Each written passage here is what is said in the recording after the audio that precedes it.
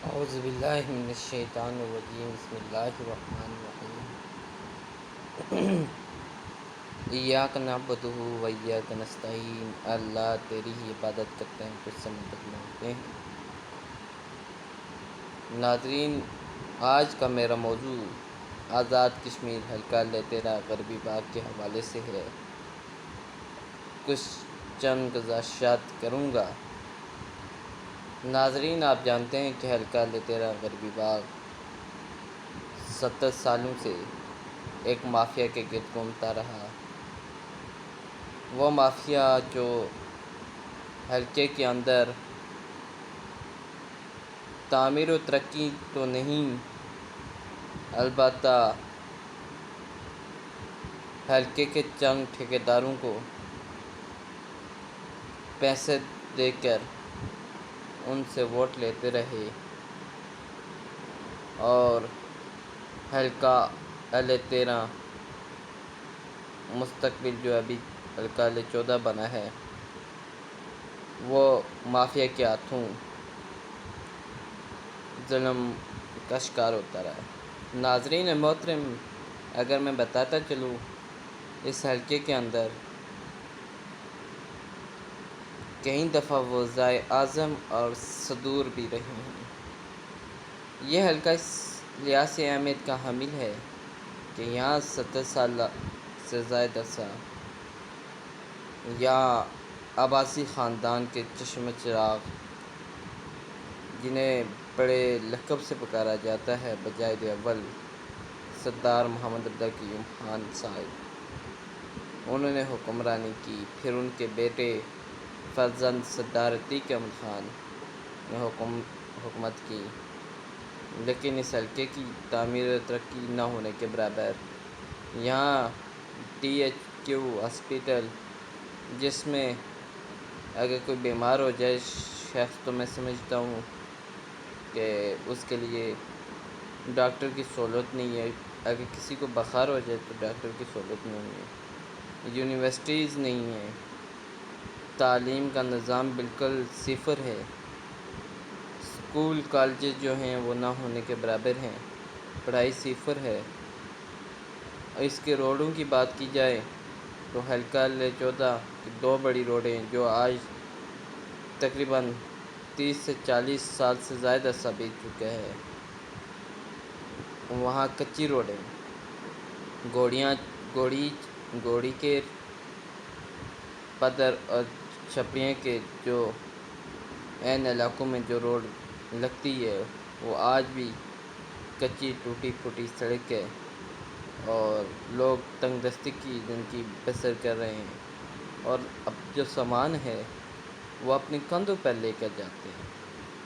اور اسی طرح اگر دوسری روڈ کی بات کی جائے تو اشارت شہر روڈ ہے، جو چرالہ سے کوہالہ کی طرف ٹچ ہوتی ہے، اس کی بھی خستہ حالی ان نائل حکمرانوں کی موبلدہ ثبوت ہے۔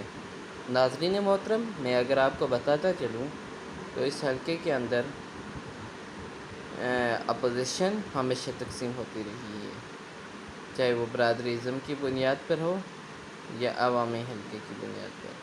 یہاں کوئی امیدوار آپس میں اتحاد برقرار نہیں رکھ سکا، جس کی وجہ سے سردار عتیق احمد خان ان پہ واضح سبقت لے جاتے۔ میں یہاں اگر آپ کو 2016 کے نتائج بتاؤں یا 2011 کے جو نتائج ہیں وہ بتاؤں، تو یہاں سے 2011 کے الیکشن میں مسلم لیگ نون اس ٹائم نئی جماعت بنی، تو اس کے سربراہ راجہ فاروق حیدر خان نے جماعت اسلامی کے امیدوار میجر لطیف خلیل خان سے اتحاد کیا، جو میں سمجھتا ہوں کہ اگر اس ٹائم مثبت اور واضح پالیسی اپنائی جاتی تو آج وہ یہ دن نہ دیکھنا پڑتے اور یقیناً سردار عتیق احمد خان یہاں سے شکست کھا جاتے۔ اسی طرح اگر میں 2016 کے الیکشن کی بات کروں تو میجر لطیف خلیق جو کہ ایک اپوزیشن کے بڑے اسٹرانگ امیدوار سمجھے جاتے ہیں، وہ تنہا الیکشن لڑے. جو مسلم لیگ نون کے امیدوار کو ٹکٹ ملا راجہ افتخار ایوب کو، وہ بھی تنہا لڑے، اور پھر پاکستان پیپلز پارٹی سے جس شخص کو ٹکٹ ملا راجہ آصف علی خان صاحب کو، وہ بھی تنہا الیکشن لڑے. اب میں آپ کو 2011 کے الیکشن کے نتائج بتاؤں. سردار عتیق امن خان صاحب جو ہیں 19,000 سم تھنگ ووٹ لیے، اور ان کے مد مقابل لطیف خلیق 17,000 سم تھنگ ووٹ لیے، اور پاکستان پیپلز پارٹی کے امیدوار راجہ آصف علی خان نے 15,000 سے زائد ووٹ لیے. اور اس کے برعکس اگر میں 2016 کے الیکشن کی بات کروں تو پاکستان تحریک انصاف کا احتجاج سردار عتیق امن خان سے ہوا، جو سربراہ آل جموں کشمیر مسلم کانفرنس کے، تو ان کو جو ووٹ ملے وہ 23,000 ووٹ ملا.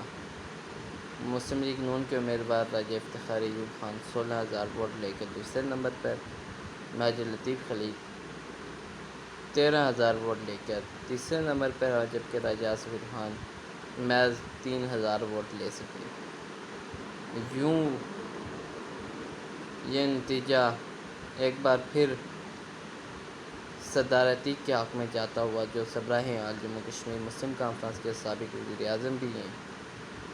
اور میں اگر اس کے ساتھ ہے کہ بات کروں تو اب 1.5 سال یقیناً 1 سال رہ گئے، تو اب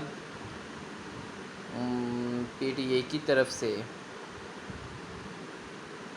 کوئی بھی امیدوار آ سکتا ہے، جو کہ اس ٹائم واضح اعلان کر چکی ہے وہ اطاعت نہیں کریں گے.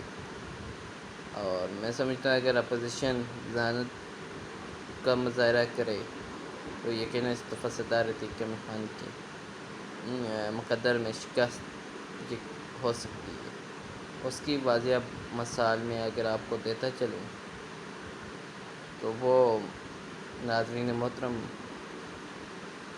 میں آپ کو اس طرح بیان کر سکتا ہوں کہ اگر میجر لطیف خلیق پاکستان تحریک انصاف کے حق میں وڈرا ہو جاتے ہیں اور پاکستان تحریک انصاف کے امیدوار کی سپورٹ کرتے ہیں تو نتائج تبدیل ہو سکتے ہیں. اور اس ٹائم واضح طور پر پاکستان پہ پی ٹی اے کی حکومت ہے، اور آگے بھی پی ٹی اے کی آزاد کشمیر میں حکومت بننے جا رہی ہے. میں اپنے ان نوجوانوں کو، ان غیرت مندوں کو صرف اتنا ہی بتاؤں گا: تندی یہ باد مخالف سے نہ گھبرائے عقاب، تندی یہ باد مخالف سے نہ گھبرائے عقاب، یہ تو چلتی ہے تجھے اونچا اڑانے کے لیے. آخر میں اپنے تمام یوٹیوبر کے بھائیوں دوستوں جو میری ویڈیو دیکھ رہے ہیں ان سے صرف اتنی گزارش کروں گا کہ میرے چینل کو سبسکرائب کریں، زیادہ سے زیادہ شیئر کریں، تاکہ میرا چینل جو ہے وہ ایک بڑے ویوز حاصل کرے اور یہاں کے لوگوں کی سوچ کو تبدیل کر سکے. پھر ملوں گا کسی اور دن نئے ویڈیو کے ساتھ انشاءاللہ. والسلام.